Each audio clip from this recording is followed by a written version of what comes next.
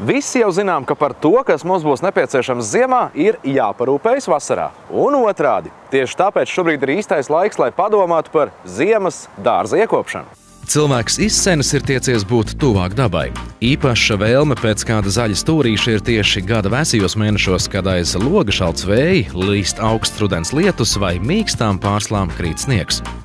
Sijā radošā kompānija 2L ir ģimenes uzņēmums un vienīgā specializētā ziemas dārzu kompānija Latvijā, kura dibināta 2004. gadā un savu darbību veiksmīgi turpina arī šodien. Tiesa, sākotnējie uzņēmēju plāni nebūtu nebija saistīti ar augiem un dārziem. Sākotnēji mēs vispār tapām kā kompānija, kas ražo tikai alumīnija konstrukcijas. Tā kā saskarāmies, teiksim, ar diezgan lielu konkurenci un tā tālāk, un ņemot vērā šo situāciju, sapratām, ka mums ir kaut kas jāpiedāvā ekskluzīvāks. Nu, un es, teiksim, kā sieviete būdam, man arī patīk, teiksim, skaistas lietas un kā jau, protams, sievietei puķis. Tad, nu, teiksim, ar vīru kopā izdomājām, ka mēs tātad pavirzīsimies tā kā mazlietiņ savādāk un izveidojām lūk šos te ziemas dārzus, kas ir specifiskāk un teiksim, arī skaista lieta un noteikti arī, teiksim, lēnām nāk šī moda arī Rīgā iekšā un Latvijā. Ziemas dārzs ir arhitektūras elements, ar kuru palīdzību ir iespējams paplašināt telpu. Tas dod daudz gaismas un pilnībā aizsargā no lietus un sniega. Šāds dārzs dod iespēju relaksēties, uzņemot lielu daudzumu saules enerģijas un pozitīvu emociju. Ja, teiksim, ziemas dārzs nepareizi tiek uzkonstruēts un izveidots, respektīvi nepareizi stikli, nepareizi novietošana, teiksim, bez veidlodziņiem tā tālāk, cilvēkam ir ļoti liels diskomforts, teiksim, siltajos mēnešos, respektīvi no pavasara agri, teiksim, līdz lērām rudenim, viņam ir ļoti tur karsts, ja, teiksim, nestrādā normāla ventilācija. Līdz ar to viņam attiecīgi ir jāliek, teiksim, kondicionieri, kas sadārdzina, teiksim, visu procesu, ja, un arī augiem, teiksim, ļoti daudzas lietas nepatīk, teiksim, tā kā jāņem ļoti daudz vērā tas, teiksim, ko mēs iekšā darām, jo augiem nevar likt, teiksim, kaut kādus specializētos stiklus, jo viņi vienkārši iznīks. Tātad ir jāpakārtojas ļoti daudzām lietām. Ziemas dārza projekts katram klientam tiek izstrādāts individuāli. Lai izveidotais ziemas dārzs tā īpašniekam sniegtu patiesu baudu, jau sākumā ir svarīgi saprast, kādam mērķim ir domāta stiklotā piebūve.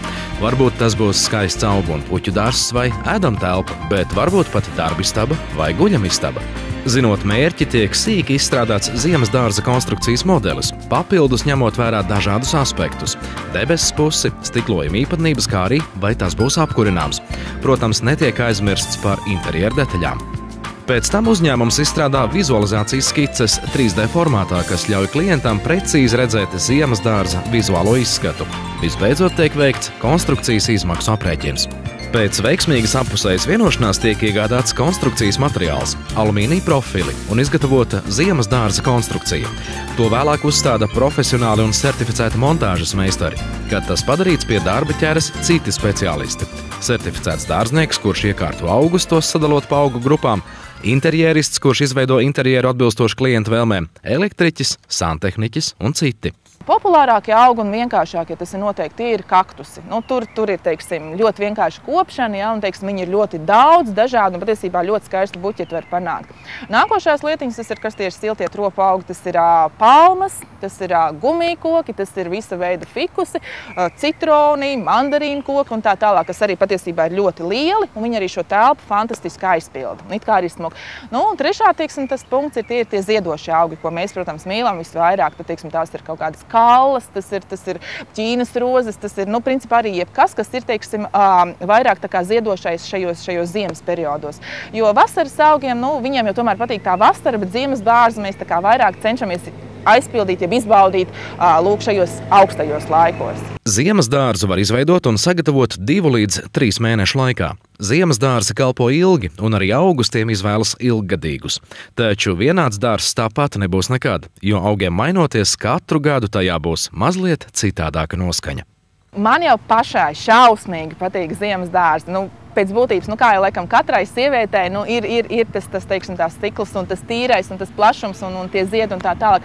Protams, ka tas ir ļoti fantastiska sajūta, ka klients ienāk un saka, wow!